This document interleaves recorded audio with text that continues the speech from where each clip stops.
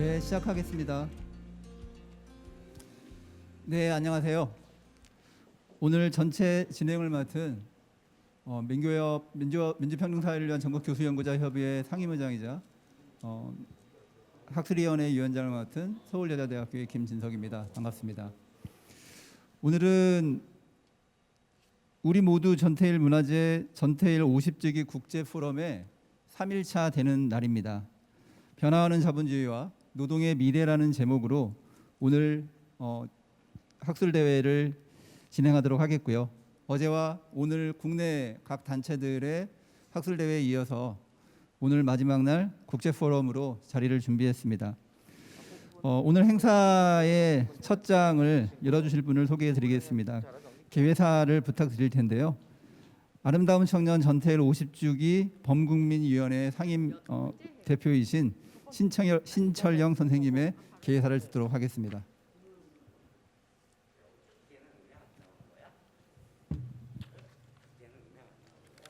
환영사, 개회사, 환영사, 학술대회 소개한 다음에 축사하고요. 세션 소개하고 특별 강의 첫 번째입니다.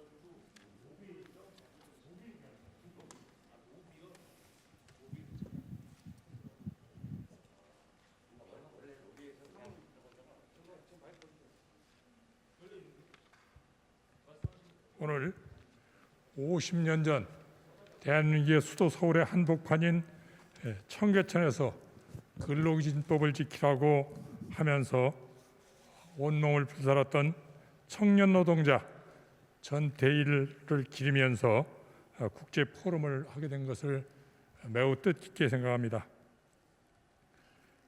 전태일의 죽음 전과 죽음 후에 우리 대한민국의 노동운동과 민주화운동은 확연하게 구분된다고 할 정도로 전태일의 죽음이 우리 사회에 가져온 충격은 컸습니다. 그는 당시 농민과 노동자들의 희생 위에 전개하던 산업화, 근대화의 그 이면에 얼마나 노동자들이 처참하게 살고 있는가 하는 실상을 적나라하게 폭로했습니다. 사람들이 막연하게 노동자들이 힘들게 살겠구나 생각했던 것을 낱낱이 폭로함으로써 이 사회에 던진 충격은 매우 컸습니다. 그리고 이런 노동자들의 삶이 개선되지 않는 한 절대로 민주주의는 이 땅에 꽃 피울 수 없다고 하는 것을 온몸으로 증명을 했습니다. 또한 그의 죽음이 빛났던 것은 그의 짧은 삶이 매우 아름다웠기 때문입니다. 청계천에서 보조 노릇을 하고 있는 특히 어린 여성 노동자들을 돌보기 위해서 혼신의 힘을 다했고 또 이 땅에 노동자들의 권리를 지켜야 된다고 하는 자기의 뜻을 끝까지 굽히지 않고 실현하기 위해서 노력하다가 급기야는 자기 몸을 불사를 수밖에 없었습니다.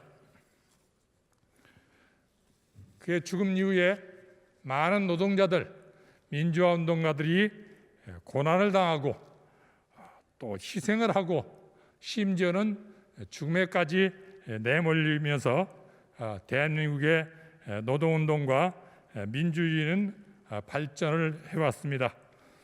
그러나 아직도 우리나라의 많은 비정규직 노동자들, 특히 여성 노동자들 그리고 이주 노동자들의 고통이 계속되고 있고 또한 우리나라 기업들이 해외에 나가서 그곳의 노동자들에게도 여러 가지 고통을 안겨주고 있는 그런 현실이 매우 암담하다고 생각이 듭니다. 더군다나 최근에는 코로나19라고 하는 미증유의 재앙이 전 지구를 휩쓸고 있습니다. 이제 우리는 이런 생태 위기를 극복을 하면서 어떻게 노동자들과 민중의 삶을 향상시킬 수 있을까 하는 중대한 과제를 앞에 두고 오늘 이 국제 포럼은 그런 것에 대해서 좀 더 많은 지혜들을 찾을 수 있으리라고 생각합니다. 오늘 우리나라뿐만이 아니라 세계의 많은 전태일 같은 노동자들이 서로 함께 연대하여 이런 어둠의 질곡을 깨고 빛나는 미래를 쟁취할 수 있는 그런 좋은 의견들이 많이 나누어지기를 바랍니다. 발제를 해주신 분들 그리고 토론을 해주신 분들 모두 대단히 고맙습니다. 이제 전태일 50주기 국제 포럼을 시작하겠습니다. 감사합니다. 네, 감사합니다. 다음으로 환영사를 드릴 텐데요. 서울시장 권한대행이신 서정엽 권한대행의 환영사를 영상으로 만나보도록 하시겠습니다. 전태일 50주기 국제포럼에 함께해 주신 여러분 반갑습니다. 그리고 환영합니다. 서울시장 권한대행 서정협입니다. 특별 강연을 맡아주신 사스키아 사생교수님, 기조강연과 기조발표를 해주실 김금수 한국노동사회연구소 명예이사장님, 에드워드 웹스터 교수님, 그리고 국내외 곳곳에서 함께해 주신 노동 전문가 여러분 감사합니다. 오늘 귀한 포럼을 주관해 주신 신철영 아름다운 청년 전태일 50주기 범국민행사위원회 상임대표님을 비롯한 관계자 여러분께도 깊은 감사의 말씀을 드립니다. 우리는 기계가 아니다. 전태일 열사가 서울 청계천 평화시장에서 산화한 지 반세기가 흘렀지만 열사의 이 외침은 지금도 꺼지지 않고 우리의 일터에 일상 곳곳에 큰 울림으로 살아있습니다. 서울시는 여전히 미안의 가제로 남아있는 전태일 정신을 노동존중특별시라는 새 이름으로 풀어가고 있습니다. 지난 2015년 전국 지자체 최초로 노동정책 기본계획을 수립하고 비정규직의 정규직화, 서울형 생활임금제, 노동이사제 같은 정책을 통해 노동자가 존중받는 도시로의 발걸음을 중단 없이 이어가고 있습니다. 코로나19와 4차 산업혁명으로 새롭게 등장한 노동 취약계층인 플랫폼 노동자 등에 대한 보호대책도 선제적으로 가동하고 있습니다. 앞으로도 서울시는 사람이 도구가 아닌 주체가 되고 수단이 아닌 목적이 되는 노동존중특별시를 완성해 나가겠습니다. 오늘 이 자리가 아름다운 청년 전태일을 기억하는 차원을 넘어 보다 실질적인 노동 전략으로 전태일 정신을 노동 현장에 수혈하고 노동의 더 나은 미래를 찾는 뜻깊은 시간이 되길 기대합니다. 아울러 전태일 50주기 추모의 달은 15일까지 계속됩니다. 끝까지 많은 관심을 부탁드립니다. 감사합니다. 네, 감사합니다. 개회사와 환영사를 들었고요. 지금까지 오늘 학술대회가 열리기까지 전체적인 진행을 경과를 소개해드리도록 하겠습니다. 제가 직접 소개를 드릴 텐데요. 아름다운 청년 전태일 50주기 범국민행사위원회가 조직이 되면서부터 저희들은 바로 학술위원회 활동을 시작을 했습니다. 학술위원회의 사업의 내용을 전반기와 후반기로 나누어서 진행을 했고요. 전반기에서는 전태일 50주기를 맞아서 전태일의 현재적 의미를 고찰하는 작업을 하고자 뜻을 모았습니다. 그 당시 1월 달부터 시작한 저희들의 활동들은 사회적 거리두기가 거듭되고 있는 와중에도 이 시대 전태일들이 다양한 방식으로 만나고 소통하고 기록하고 남기는 작업을 지속적으로 해봤고요. 형편이 안 좋을 때는 각자의 화면을 통해서 만났고 그나마 형편이 괜찮을 때는 널찍이 자리를 띄우고 만나서 소식을 전하고 의견을 나누었습니다.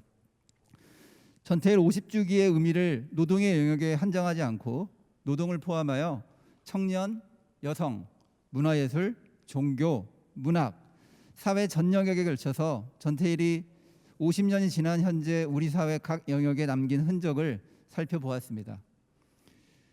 그리고 우리는 무엇을 지우고 무엇을 더 새겨야 할지 각자의 영역에서 같이 모여서 이야기를 나누었습니다. 6개의 분야에 걸쳐서 진행된 국내 학술 포럼의 내용들은 이미 자료집으로 발간된 바 있습니다. 그리고 우리는 후반기 전태일 50주기를 맞는 국제 포럼을 준비했습니다. 전태일 이후 50년 함께 고민하는 노동의 미래라는 제목으로 전태일을 기억하고 그가 고민했던 노동의 미래를 같이 고민하는 이들이 자리를 함께 했습니다. 이미 이틀차가 진행이 되었는데요. 포럼의 첫날 오전 한국노동조합 총연맹은 전태일로부터 50년 코로나19와 여성노동의 현황과 과제라는 제목으로 자리를 만들었고요. 이 자리에서는 코로나19가 여성노동에 미친 영향을 진단하고 성평등적인 노동시장 구현을 위한 정책 과제들을 모색하는 자리로 가름하였습니다. 같은 날 오후에 노회찬 재단이 자리를 만들었습니다. 전태일에서 노회찬까지라는 제목으로 2020년 6411 프로젝트의 성과물들을 노동의 현주소, 노동의 미래, 노동 존중, 사회와 정치 등의 키워드로 풀어내 보았습니다. 그리고 바로 어제 둘째 날 오전과 오후는 각각 한국노동사회연구소와 전국 민주노동조합 총연맹이 준비했습니다.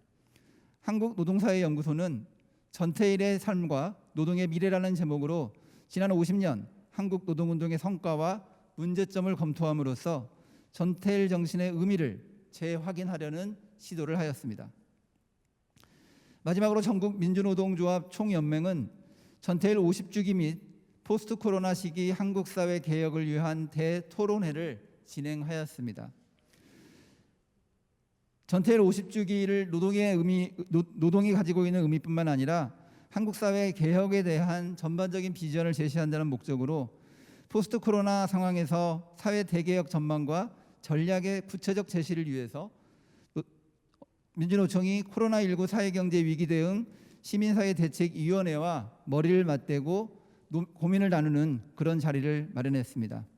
그리고 오늘 3일차 변화오는 자본주의와 노동의 미래라는 제목으로 전태일 50주기 범국민행사위원회가 직접 준비한 마지막 날 포럼을 진행하고 있습니다. 도시사회학 분야의 세계적 석학인 콜롬비아 대학의 사스키아 사센 교수는 끊임없이 변화하는 자본주의 그리고 특히 코로나19를 맞아서 새로운 변화를 요구받고 있는 현 사회의 노동과 우리 삶의 미래에 대한 전망에 대한 특유의 통찰력 있는 의견을 제시해 주실 것입니다. 그리고 한국노동사회연구소의 김금수 명예이사장께서 세계노동운동사의 관점에서 본 한국노동운동의 미래에 대해서 강연해 주실 것을 기대하고 있습니다. 오늘 오후 시간은 글로벌 공급사슬 밑바닥에서 일하는 사람들이라는 제목으로 아시아 노동포럼이 열립니다. 에드워드 웹스터 남아공 워러슬란드 대학교 명예교수님의 강연을 시작으로 동아시아 5개 국가의 현장 노동자들이 2부에 걸쳐서 아시아 한국 투자자들과 이주 노동자들의 문제들에 대한 토론하는 자리를 갖게 되겠습니다. 내일이면 전태일이 몸을 살아서 한국 노동의 인권을 부르짖은 지 딱 50년이 되는 날입니다. 오늘 이 자리에서 학술대회를 통해서 그 의미를 되새기는 뜻깊은 자리가 될 것을 기대합니다. 네, 그러면 개회 순서의 마지막으로 축사를 듣도록 하겠습니다. 첫 번째 축사로 김재하 전국 민주노동 총연맹 위원장님의 권한대행님의 축사를 듣도록 하겠습니다. 네, 이쪽으로 모시겠습니다.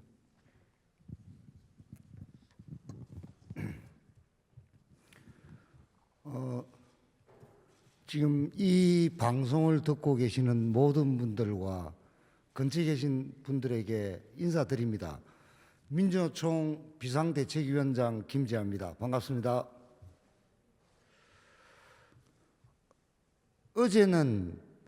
어제 11월 11일은 민주노총 창립 25주년이었습니다. 내일 모레는 전태일 동지가 분신한 것인 지 50주년 되는 날입니다.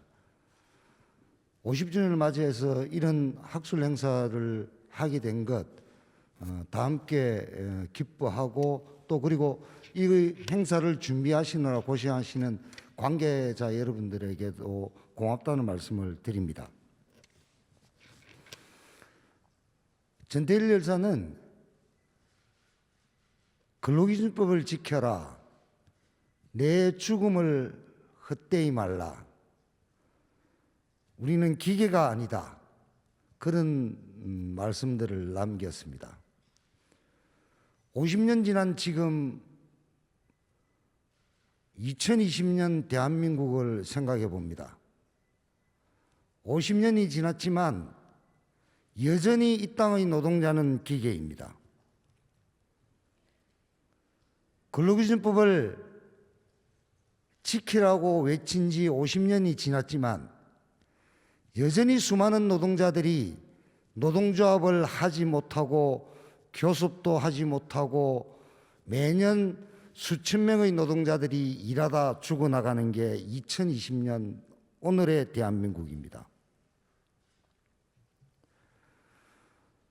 50년 전 평화시장의 시다들은 2020년 비정규직이 되어 그리고 과로사로 쓰러지고 있습니다.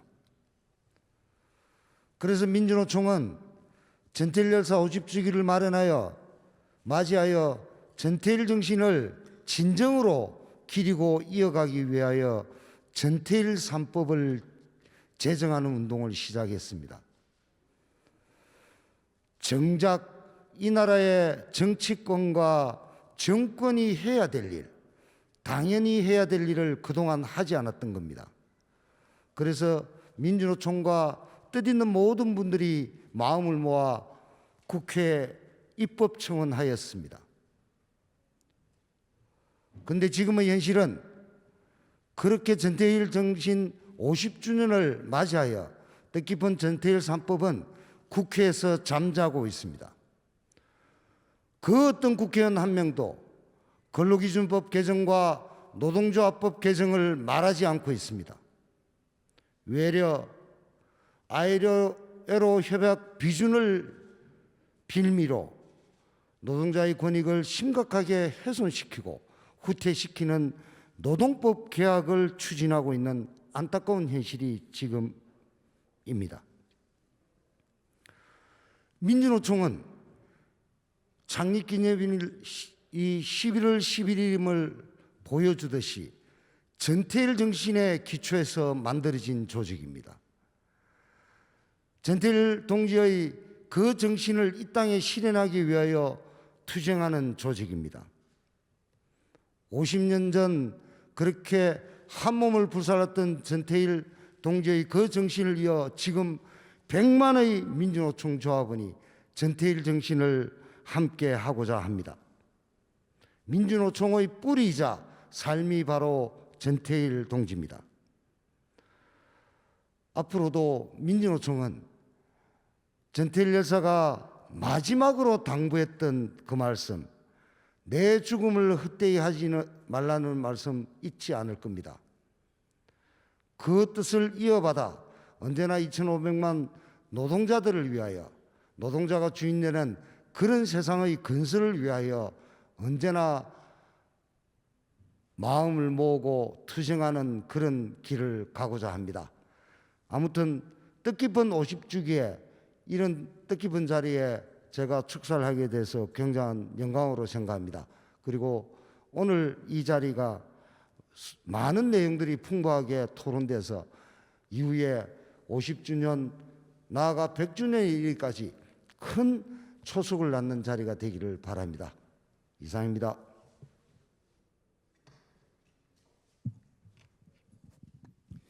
네, 감사합니다. 이것으로 전태일 50주기 국제포럼의 개회 행사를 마치도록 하겠고요. 바로 강연으로 들어가도록 하겠습니다. 본 행사는 두 개의 주제로 이루어져 있습니다. 첫 번째 특별 강연과 다른 하나의 기조 강연으로 구성이 되어 있습니다. 전체 주제는 변화하는 자본주의와 노동의 미래라는 제목이고요. 첫 번째 특별 강연은 사스키아 사센 현재 콜롬비아 대학교 사회학과의 로버트 S. 린드 석좌 교수로 계신 교수님의 강연을 듣도록 하겠습니다. 사스키아 사센은 2009년에서부터 2015년까지 전지구적 사상위원회라는 위원회의 위원장을 역임하셨습니다.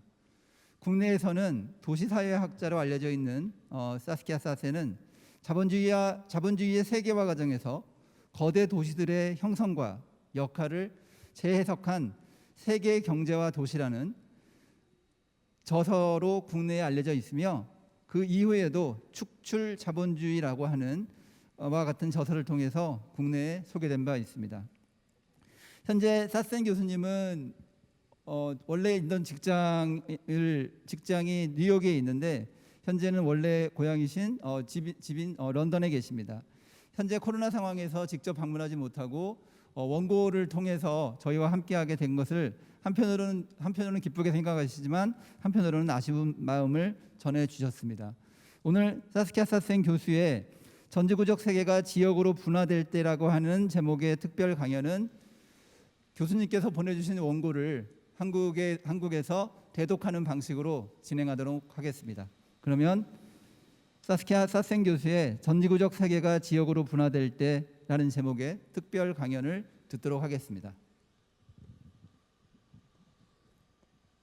한국에 계신 동료 여러분 안녕하세요. 저는 콜롬비아 대학교 사회학 교수 사스키아 사센입니다.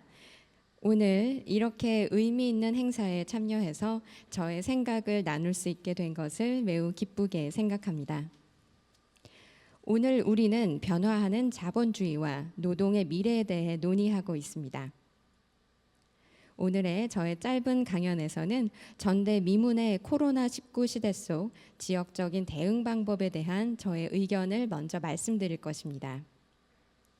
그리고 나서 노동의 미래에 대한 3가지 중요한 질문에 대해 논의해보고자 합니다.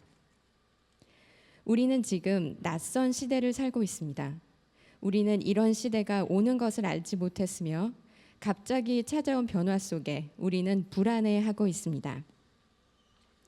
얼마 전만 하더라도 지배적인 사상은 점점 더 많은 국가들을 새로운 차원의 초국가주의로 개방시키는 것이었습니다. 그렇지만 지금 우리가 당면한 세계적인 상황은 점점 더 지역주의로 세분화되고 있습니다. 현재의 상황을 보면 여러 크고 작은 요소들이 이렇게 이야기를 하는 것 같습니다. 지역적인 것이 새롭게 더 중요하고 의미 있는 일련의 가치로 인정받고 있다는 점이죠. 지역적인 가치가 인정을 받게 된 배경에는 코로나19도 있습니다. 이 고요한 보이지 않는 존재는 기존의 삶의 방식을 동요시키는 힘을 보여주었습니다. 이제 우리는 새로운 시대에 들어서게 되었습니다. 현대 사회에서 일어날 것이라고 생각하지 않았던 일상의 변화가 정착되었습니다. 각자의 집에서 더 많은 시간을 보내고 해외여행을 급진적으로 줄이고 있으며 도시의 생활과 친구들로부터 고립된 생활을 하고 있죠.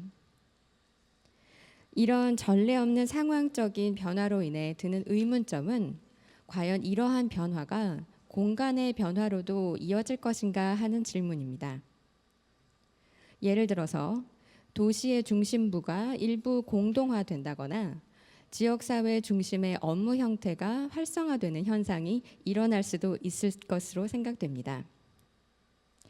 즉 일부 대도시를 중심으로 하던 레저와 쇼핑 형태가 주변 지역으로 퍼져나갈 수도 있을 것입니다. 그렇게 되면 지역사회의 다양한 상점들이 작은 상점들이 돌아올 것이고요. 이러한 변화는 또한 일부 어려움도 동반하게 되겠지요. 대표적으로는 세수를 올리는 문제나 기존의 정부 지출 패턴에도 어려움이 아마 생길 것입니다. 현재와 같은 상황에서 우리는 지역사회를 필요로 합니다. 그리고 지역사회는 꼭 필요합니다. 지역사회는 드라마가 있는 곳이며 도움과 희망의 장이라고 할 수 있겠습니다. 드라마는 우리 모두의 주위에 있습니다. 그렇지만 일상에서 중요한 것은 공동체, 즉 개인이 아닌 이웃입니다. 여러분이 절망의 순간에 상황이 더 악화될 때 과연 누구에게 도움을 요청할 수 있을까요? 바로 이웃입니다. 현재 상황에서 여러 크고 작은 요소들을 통해서 우리가 알 수 있는 것은 지역적인 것이 새롭게 중요하고 의미 있는 일련의 가치로 조명을 받고 있다는 점입니다. 참 아이러니하게도 코로나19가 지역성의 새로운 차원의 가치를 부여하게 되었습니다. 코로나19는 가장 세계적인 전염병이라 할 수 있겠습니다. 지금까지 알고 있었던 모든 세계적인 전염병보다 가장 세계적인 위세를 떨치고 있습니다. 그렇다면 코로나19가 과연 공간 개발을 바꾸는 주요 견인이 될까요? 예를 들어 도시 중심을 공동화하고 지역사회 중심의 업무를 가능하게 해줄까요? 코로나19는 지역사회로 새로운 레저와 쇼핑의 패턴을 가져오게 될 것이라고 생각합니다. 그리고 부유하거나 부유하지 않은 모든 지역사회가 업무와 레저, 쇼핑의 장이 된다면 오랜 시간 통근에 따른 필요를 줄일 수도 있을 것입니다.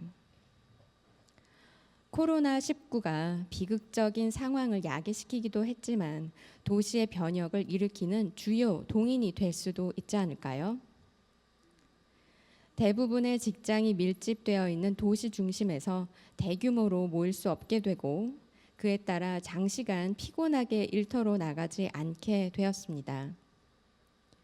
아마도 주요한 도시 중심부에 일부 공동화가 일어날 수도 있을 것입니다. 그렇지만 그게 꼭 부정적이라고 말할 수만은 없을 것 같습니다. 우리의 주요 도시 중심부들은 과도하게 크고 대부분의 중산층들과 노동계층에게 너무 오랜 시간을 통근하도록 만들고 있습니다. 그리고 현재 정부의 소비 패턴을 보면 검소하게 살아가는 지역사회를 점점 더 간과하고 있는 것 같습니다. 우리는 또한 대부분의 노동자들의 어려움을 경시하는 추세가 확대되는 것을 목도하고 있습니다. 일을 하기 위해 멀리 가야 하고 지역사회에서 일할 기회가 점점 더 부족해지고 있습니다. 물론 여전히 멋진 도시 중심가는 존재할 것입니다. 그렇지만 합당하고 매력적인 정도의 크기로 조정이 되어야 하겠죠. 한 가지 아이러니한 점은 코로나가 지역사회에 새로운 가치를 가져다 주었다는 점입니다. 이미 코로나가 강타하기 한참 전부터 파리는 새로운 공유 경제 바람을 선도했고 주요 도시에서 파리를 모델로 삼기 시작했습니다. 즉 15분 도시라는 이름의 운동인데요. 일상생활에서 필요한 모든 것이 15분 안에 접근 가능한 도시를 일컫는 것입니다. 오늘날 점점 더 많은 파리의 지역사회들이 이 접근 가능한 곳에서 일상 서비스를 제공하도록 변모하고 있으며 이를 자랑스럽게 여기고 있습니다. 도보 15분 안에 접근할 수 있도록 하는 것, 일상생활에 필요한 것들을 도보로 접근해서 이용하자라는 목표를 가지고 있는 것이죠. 또한 이미 수십 년 전에 도쿄에서도 제가 큰 감명을 받았는데요. 상업시설이 여러 곳에 분포되어 있어서 놀랐습니다. 사실 뉴욕이나 런던처럼 대형 센터가 있는 것이 아니라 작은 규모의 복합센터가 있더라고요. 점점 더 많은 도시들이 작은 규모의 복합센터의 중요성에 대해 인지하기 시작하는 것 같습니다. 업무와 레저, 쇼핑이 지역사회로 분산되게 되면 지방과 국가 정부가 세금을 걷는 방식도 변화하게 될 것입니다. 자동차 이용에 따른 비용도 줄어들 것이고 공기질을 향상하는 데 도움이 될 것입니다. 새로운 도전 과제들, 예를 들어 세수 증대의 문제라던가 정부의 기존 지출 패턴 등의 변화는 전문성을 요하는 전혀 다른 차원의 논의가 될 것입니다. 이런 과정에서의 목표는 광범위하게 분포된 요소들을 성공적으로 조합시키고 이러한 사회 형태가 가져올 수 있는 문제들, 예를 들어 세수 증대나 기존의 정부 지출 형태의 변화 등을 적극적으로 대응해야 할 것입니다. 그렇게 된다면 다양한 활동이 일어나는 중간 규모의 지역사회가 번창하게 될 것입니다. 그리고 가장 중요한 것은 파리가 목표로 하고 있듯이 모든 일상에 필요한 것들을 지역 내에서 15분 내에 도보로 이용할 수 있도록 하는 것이죠. 자, 이제 저는 이 토크에서 발제하고 싶은 세 가지의 질문을 드리도록 하겠습니다. 변화하는 자본주의가 미래의 노동과 노동자의 지위에 영향을 미치게 될까요? 사실 여러모로 볼 때 자본주의는 채굴과 같은 기능을 합니다. 즉 광산에서 채굴을 완료하고 나면 그 광도에는 아무런 관심도 기울이지 않게 되는 것이죠. 이를 지역의 작은 구멍가게 주인들과 비교를 해보도록 하겠습니다. 그분들은 손님들의 요구를 맞추려고 노력을 하고 손님들에게 관심을 갖습니다. 왜냐하면 그 손님들은 자주 오는 분들이고 또 손님들의 자녀 세대도 그곳에서 자라서 자신들의 가게를 찾아줄 것이기 때문이죠. 양측이 모두 혜택을 누리는 장기적인 상호작용의 고리가 형성이 됩니다. 시간이 지남에 따라 채굴을 바라보는 시각도 변하게 되었습니다. 자, 그럼 이제 우리에게 자문을 해보아야 하겠습니다. 현재의 착취적인 형태가 예전의 우리의 삶의 방식과 비교했을 때 더 효율적이라고 생각을 하시나요? 이는 부의 집중을 통해 제가 설명할 수 있겠습니다. 과거에 비해서 더 많은 수의 계층들이 생겨난 것이 사실입니다. 물론 1%의 악명 높은 부자들만이 있는 것이 아니고 20에서 30%가 고소득자가 되었다라고 말을 하겠죠. 그럼에도 불구하고 부의 집중은 과도한 상황입니다. 현재의 경제 상황에서 우리가 당면하고 해결해야 하는 두 번째 문제는 이것입니다. 변화하는 자본주의 시대에서 노동시장의 성불평등이 심화되고 있습니다. 이 문제를 어떻게 해소할 수 있을까요? 여러 국가에서 여성들이 예전에는 생각하지 못했던 높은 자리에 오르는 것을 보기 시작했습니다. 그러나 더 많은 변화가 일어나야 할 것입니다. 사실 일부 국가들은 거의 동등한 수준의 성평등으로 나아가고 있습니다. 네덜란드, 독일, 그리고 스칸디나비아 국가들은 이 부분에 있어서 훌륭한 사례들을 배출해 나가고 있습니다. 이러한 발전을 보았을 때 여러 유럽 국가들에서도 이러한 선진적인 결과가 도출될 수 있을 것으로 기대합니다. 또한 기존의 노동을 변화시키는 중요한 요소 중에 하나가 새로운 기술이라는 것을 기억할 필요가 있습니다. 이 세 번째 문제는 변화하는 자본주의와 포스트 코로나 19 시대의 노동운동에 우려를 끼치고 있습니다. 그럼 노동에 있어서 가장 중요한 우선 과제는 무엇이 되어야 할까요? 노동단체들이 현 시대의 문제를 해결하는 것은 쉽지 않을 것입니다. 그러나 노동조합과 지원단체들은 현 경제의 광범위한 새로운 요소들을 현명하게 해결할 수 있는 역량을 발전시킬 필요가 있습니다. 가장 중요한 문제는 노동이 무엇을 위해 투쟁할 것인가 하는 것입니다. 물론 이 질문에 대한 답은 국가마다 그리고 국가 안에서도 매우 상이할 것으로 보입니다. 그러나 모든 상황에서 우리는 노동자의 권리를 위해 투쟁해야만 합니다. 감사합니다. 네, 감사합니다. 사스키아 사센 교수의 전지구적 세계가 지역으로 분화할 때라는 제목의 특별 강연을 들었습니다. 다음 순서는 노동운동사의 관점에서 본 한국 노동운동의 미래라는 제목으로 한국노동사회연구소 명예이사장이신 김금수 선생님께서 강연해 주시겠습니다. 김금수 선생님의 강연은 전철과 함께한 50년, 역사가 우리를 일깨운다, 노동운동이 직면한 중대 도전, 그리고 마지막으로 노동운동의 발전을 위한 과제의 제시까지 이어지겠습니다. 그러면 김금수 선생님을 자리에 모시도록 하겠습니다.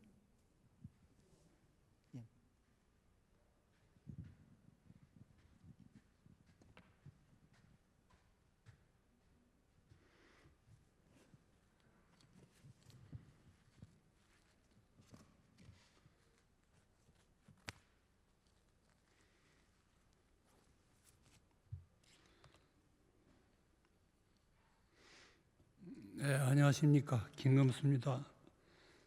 오늘 이 뜻깊은 자리에 기조 강연을 맡게 되어서 저로서는 매우 영광스럽게 생각합니다. 여러분, 우리는 지난 50년 세월 동안 전태일 열사와 늘 함께 해왔습니다. 그는 마지막 결단을 내리면서 나를 아는 모든 나여, 나를 모르는 모든 나여, 부탁이 있네. 나를 지금 이 순간에 나를 영원히 잊지 말아주게. 잠시 다니러 간다네, 잠시 쉬러 간다네 라고 유서와 다름없는 글에서 이렇게 표현했습니다. 그렇습니다. 그는 다시 돌아왔습니다. 우리는 그의 소망대로 결코 그를 잊지 않았습니다.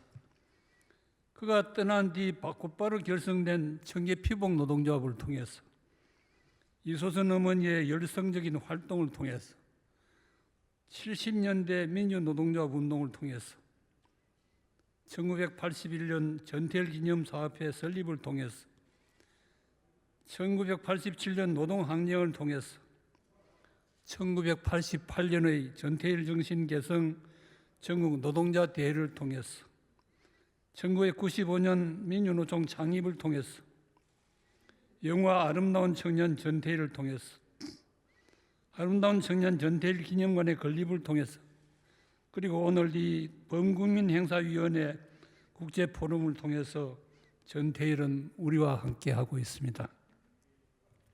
이제 우리는 전태일의 어떠한 인간적 문제이든 외면할 수 없는 것이 인간이 가져야 할 인간적인 과제이다라는 인간선언을 바탕으로 현재 우리나라 노동운동이 놓여져 있는 상황을 살펴보고 노동운동의 미래를 이뤄가기 위한 장기 전략 과제를 제시하고자 합니다. 죽은 자가 산자를 일깨운다는 말이 있습니다. 그럼 다른 말로 바꾸면 역사가 우리를 일깨운다 라고도 표현할 수 있을 것 같습니다. 노동운동이 어려운 국면에 처하면 지난날의 장관 역사에서 그 발전을 위한 길을 모색하기 마련입니다. 노동운동은 침체와 고양, 패배와 승리, 정체와 도약을 과정을 거치면서 발전해 왔습니다. 기나긴 역사의 과정 속에서 노동운동은 무수한 패배를 통해서 승리의 발판을 구축하게 되었고 정체의 과정 속에서 고향의 계기를 마련할 수 있었습니다.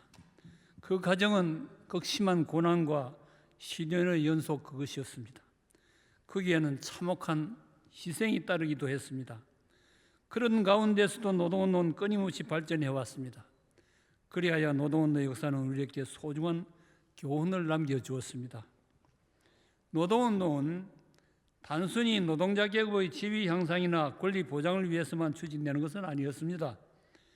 노동자 계급은 초기 시민혁명, 부르주아 혁명 전개를 통한 민주주의 실현 또는 공화주의 실현을 수립을 통해서 위해서 투쟁했으며 식민지 종속 국가에서는 민족 해방운동의 주력 부대로서 역할을 수행해 왔습니다. 또 파시즘 체제 하에서는 반파시즘과 전쟁 위협의 반대를 위한 투쟁을 전개해왔습니다. 때로는 폭풍과도 같은 혁명적 상황을 만들어내기도 했습니다. 나아가서 노동운동은 어떤 형태로든 자본주의 체제의 개혁과 변혁을 끊임없이 추구해왔습니다. 현재 시점에서 볼 때 노동운동의 미래는 대단히 불확실하고 불안정한 것으로 판단됩니다. 노동운동이 직면하고 있는 도전과 현재의 상황에 비추어 볼 때 한마디로 정체와 패배 국면에 가깝다고 할 수 있으며 한국 노동운동은 심각한 위기 상황을 맞고 있는 것으로 보입니다. 이것은 양대 노총 스스로가 자인하고 있는 바입니다. 아직도 전략 목표도 명확히 세우지 못하고 있고 조직 노선, 투쟁 노선, 정치 노선을 제대로 설정하지 못하고 있습니다. 또 분파 활동의 피해가 심각한 양상을 보이고 있는 가운데 현장 조직이나 현장 활동이 가동되지 못하고 있을 뿐만 아니라 지도 역량의 취약성이 드러나고 있는 데서도 반증되고 있습니다. 바로 지금이 노동운동의 역사에서 그 발전을 한 길을 열정을 다해서 찾아야 할 때라고 생각됩니다. 오늘날의 노동운동은 공통적으로 세계화, 신자유주의, 기술혁신, 코로나 팬데믹, 그리고 기후변화 등의 중대조전에 부닥쳐 이를 밀쳐내고 명확한 진로를 찾기 위해 심한 고난과 시련을 겪고 있습니다. 먼저 세계화는 통상적으로 자본, 상품, 기술, 서비스, 정보, 노동 등이 주권과 국경을 넘어서 지구 차원에서 조직, 교류, 조정되는 자본주의 발전 과정입니다. 세계화는 자본의 지구촌화를 골간으로 합니다. 슬라브의 지적은 세계화를 거칠기는 하지만 매우 실감나게 표현하고 있습니다. 글로벌화의 슬로건은 갈수록 새를 키우고 있다. 모든 지역적이고 민족적인 전통, 국민국가라는 형태까지도 위협하는 통합된 시장이 무자비하게 들어서고 있다 라고 지적했습니다. 세계화는 노동자 계급에 대해서나 노동운동에 대해서 막강한 영향력을 행사합니다. 그 영향력은 긍정적이기보다는 부정적인 측면이 훨씬 더 큰 편입니다. 세계화를 주도하는 다국적 기업들은 개발도상국들에 진출하여 흔히 저임금 장시간 노동, 열악한 노동 조건을 강요할 뿐만 아니라 노동시장의 유연화를 강화함으로써 심한 고용 불안을 확대 심화시킵니다. 노자관계에 있어서도 노동자 조직을 막거나 깨트리려 하고 단체 교섭을 거부하거나 해태하는 한편 단체 교섭의 분권을 통해 노동적 교섭력을 약화시키려 시도하고 있습니다. 그뿐만 아니라 단체 교섭 결렬에 따른 노동조합의 단체 행동도 자본의 탈출, 철수 위협에 직면하여 온전하게 행사되지 못하게 됩니다. 글로벌 기업의 반노동적 행태에 대해 노동조합 운동의 대응은 오래전부터 수행되어 왔습니다. 그러나 세계화에 대한 노동운동의 대응 능력은 상대적으로 턱없이 취약한 편입니다. 세계화에 대한 장기 전략도 세워지지 못하고 있으며 국제적인 투쟁 전선마저 공고하게 구축되지 못하고 있습니다. 세계화에 대한 노동자 계급의 대응은 결국 각국의 노동운동이 뒷받침되지 않아서는 국제적인 세력을 구축할 수 없습니다. 세계화는 신자유주의를 수반하고 있음을 우리 또한 간과해서는 안 되겠습니다. 신자유주의는 세계화의 흐름에 기반한 새로운 형태의 경제적 자유주의라 할 수 있습니다. 신자유주의가 쇠퇴하고 있습니다. 그렇다 하더라도 아직도 신자유주의가 추구하는 시장 만능주의, 효율성의 극대화, 자유경쟁 실현, 각종 규제 철폐, 공기업 민영화, 노동의 유연화 등은 노동운동에 대해서는 크게 불리한 요소를 안겨주고 있습니다. 이와 같은 신자유주의가 추구하는 방식들은 보편적으로 노동시장에서 비정규 노동을 양산하거나 정규직 노동자를 포함한 노동자 전체의 노동 수준을 저하시킬 뿐만 아니라 노동력의 조직을 낮추고 운동 역량을 약화시킨다는 사실은 많은 연구들이 지적하고 있습니다. 이처럼 신자유주의는 노동운동에 대해 큰 도전으로 됨이 틀림이 없습니다. 다음으로 현재 기술혁신이 노동운동의 발전에서 감당하기 어려울 정도의 도전을 자고하고 있습니다. 기술혁신은 단순한 기술 발전이 아니라 상품 생산 방식의 획기적인 발전을 비롯하여 새로운 서비스의 개발, 자원의 개척, 그리고 경연조직의 혁신에 따라 일어나는 경제사회 구조의 변화를 의미합니다. 오늘날 기술혁신은 4차 산업혁명으로 불릴 정도로 정치, 경제, 사회, 문화 전반에 걸쳐 빠르고 폭넓게 진행되고 있습니다. 새로운 기술은 새로운 어려움과 함께 기회를 가져다 주기는 하지만 노동운동 발전에 대해서는 희망보다는 더 큰 우려를 자아내고 있습니다.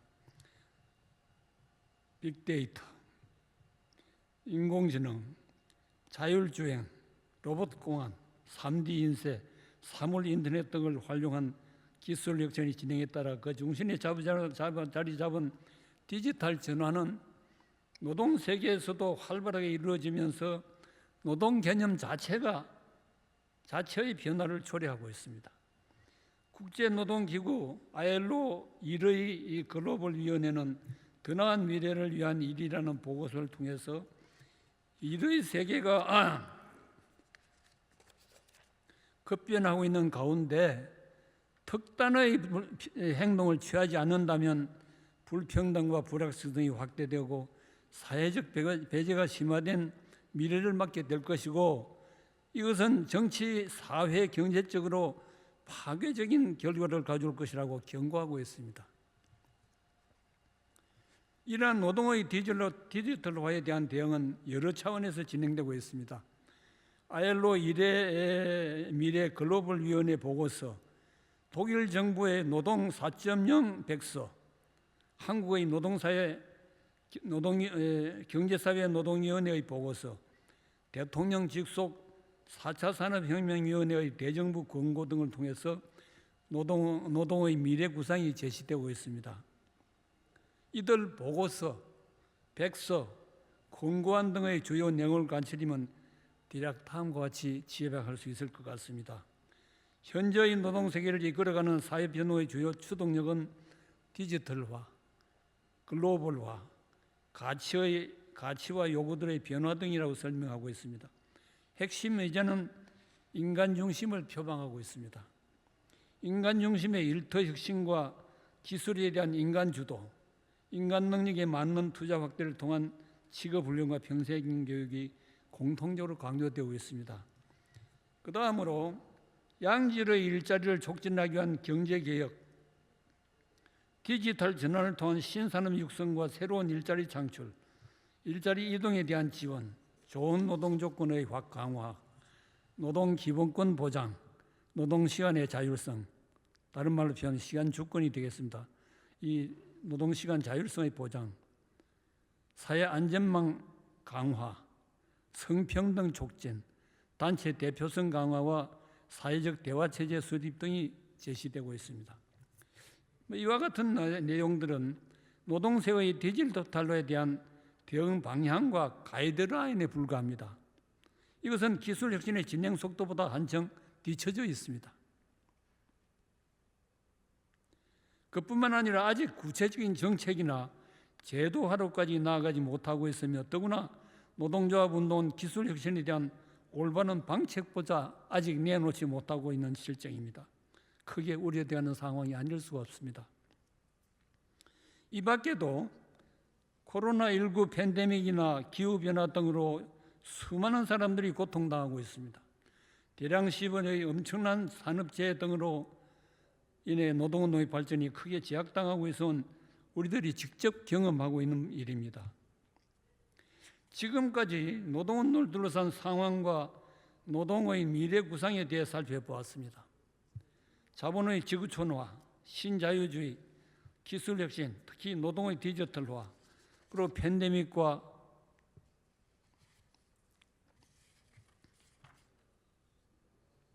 기후위기 등 노동운동 발전에 대해서는 크고 무거운 도전임이 분명합니다.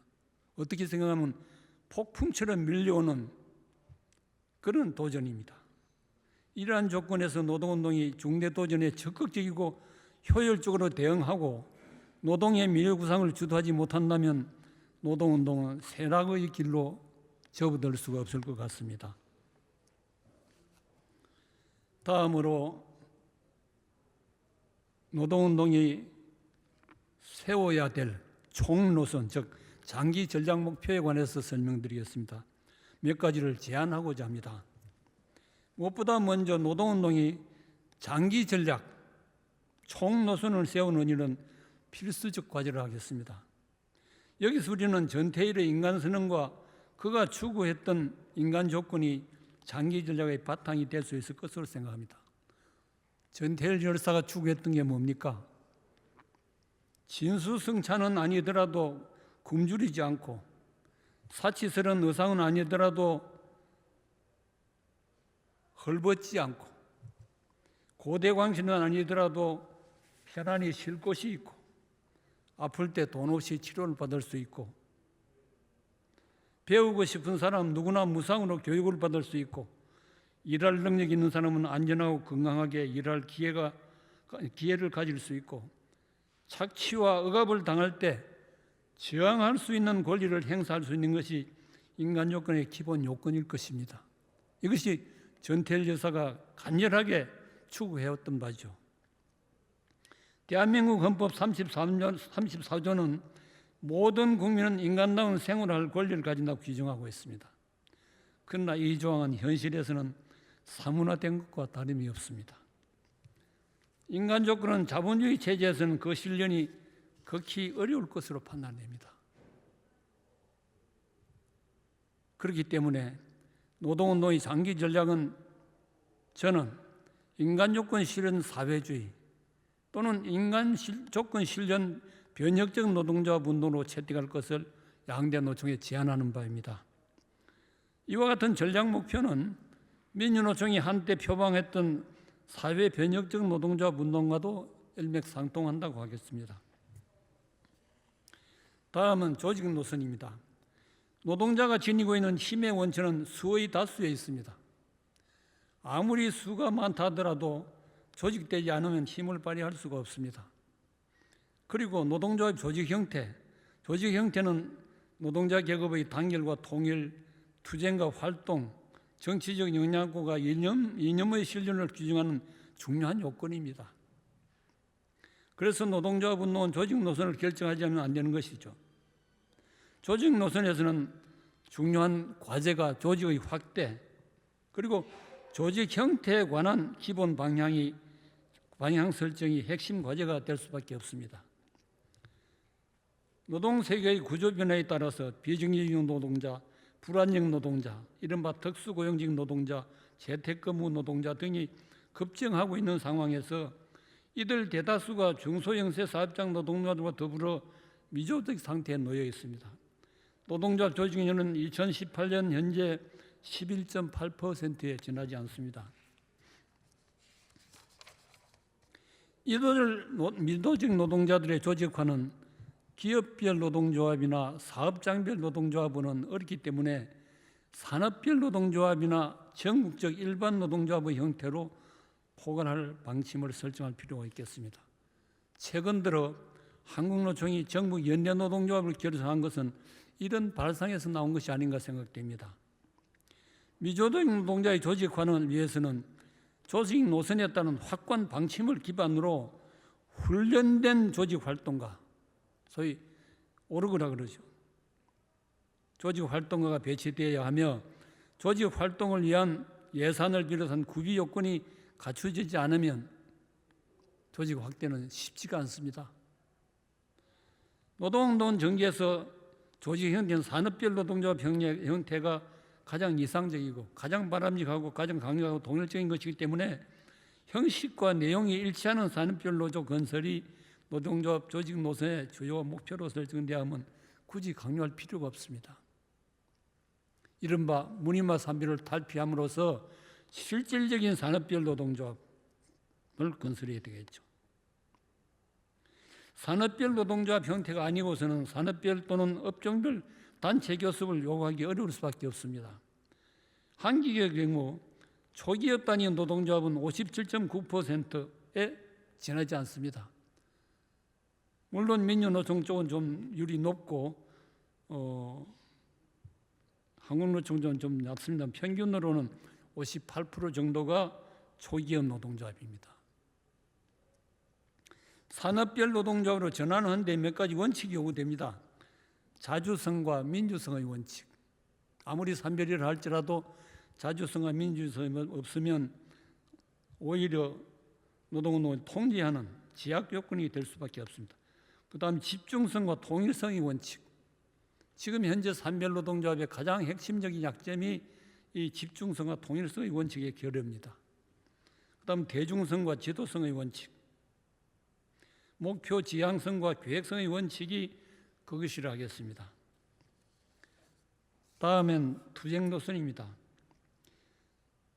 노동운동이 현재 밀착적인 거대 도전에 대응하기 위해서는 투쟁 노선을 올바르게 설정하고 투쟁 전선을 굳건히 구축할 것이 요구됩니다. 현장을 비롯하여 지역 또는 전국 차원에서 체계적인 전선을 통해 유기적으로 작동할 수 있어야만 하겠습니다.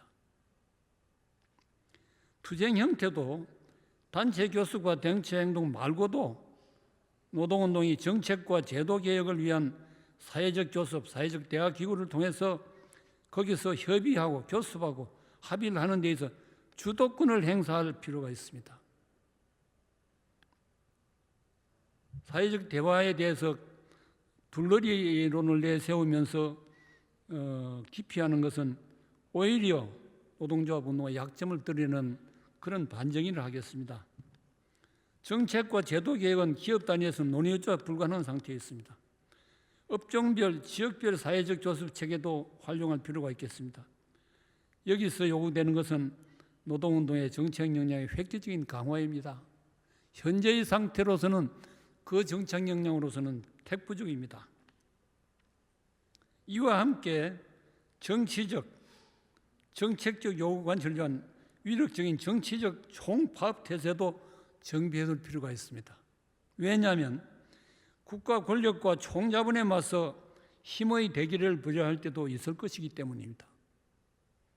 구호로만 외치는 총파업이 아닌 정말 힘있고 조직적이고 계획적인 그런 것들이 이루어져야 되겠습니다. 이를 위해서는 작은 규모의 투쟁 성과들이 축적되어야 할 것이고 각급 조직 사이의 조직적 통일이 일상적으로 이루어져야만 할 것입니다. 다음에 정치 노선입니다. 정치 노선의 정립이 중요하게 요구되고 있습니다. 노동조합 운동이 벌이는 경제투쟁과 정치투쟁은 노동조합 운동의 기본 임무입니다. 노동자의 정치적 요구를 실현하기 위해서는 다양한 형태의 정치활동을 벌이게 되고 정치 세력화를 추구하게 됩니다.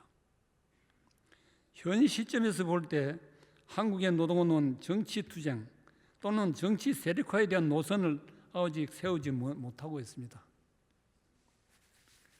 정당 건설에 대한 기본 방침을 개척할 필요도 제기가 되고 있습니다.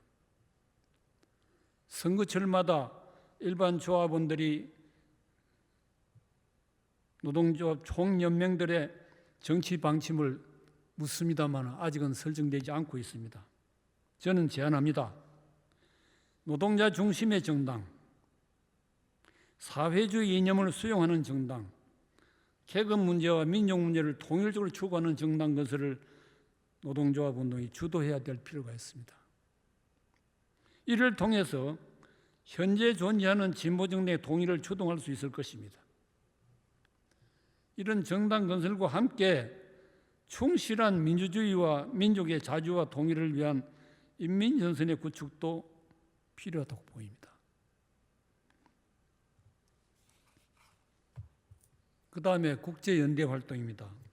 신자유주의 세계화와 노동세계 디지털화가 빠르게 그리고 폭넓게 진행되는 상황에서 노동운동의 국제연대 활동은 그 어느 때보다 더 중요시되고 있습니다. 한국의 노동조합은 국제노동조합 총연맹, ITUC, 국제산업별 노동조합 연맹, GUFS, OECD 노동조합 자문회의, OECD2악에 가입하고 있으며 지역으로는 아시아 태평양 지구 ITUC AP에 속해 있습니다. 그리고 국제노동기구를 통해서도 각국 노동조합의 교류가 이루어지고 있습니다. 이와 같은 조직과 기구를 통해서 국제노동연선을 더욱 공고히 하고 조직 사이의 연대 활동을 폭넓게 강화할 필요가 있습니다.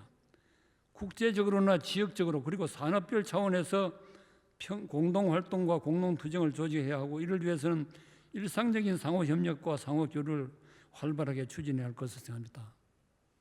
우선 가까이 있는 동남아시아의 노동조합과도 한국의 노동운동이 주도적인 입장에서 교류, 공동활동들을 이끌어 나갈 필요가 있다고 보입니다. 노동운동이 현재 직면하는 거대 도전을 극복하고 미래를 개척하기 위해서는 자기개혁이 필수적인 요건입니다. 이를 위해서는 노동조합 상급 조직 지도부에서부터 현장 단위의 활동가에 이르기까지 전 조직의 각급 단위에서 일정 기간 6개월 또는 1년 걸쳐 노동운동의 기조 그리고 자기 계획에 대한 현장 토의를 전개할 필요가 있습니다. 이러한 현장 토의에서 나온 결과들을 집약하여 노동조합 운동의 발전 방향과 자기 계획의 프로그램을 수립할 수 있어야만 하겠습니다. 이것은 남아프리카 공화국 코사투의 september 위원회 활동에서도 좋은 사례를 발견할 수 있습니다. 끝으로 한국 노동운동이 스스로의 발전을 위한 새로운 좌표를 설정하고 힘있게 미래를 이뤄가기를 간절히 소망합니다. 예, 감사합니다. 네, 김문수 이사장님 감사합니다. 노동운동 사회 관점에서 본 한국 노동운동의 미래라는 제목으로 강연을 해주셨고요. 마지막에 노동운동의 발전을 위한 과제까지 장기 전략, 조직 노선, 투쟁 노선, 정치 노선 그리고 국제노동연대에 대한 필요성까지도 강조를 해주셨습니다. 긴 시간 동안 기조 강연을 해주신 김문수 이사장님께 다시 한번 감사의 말씀을 드립니다.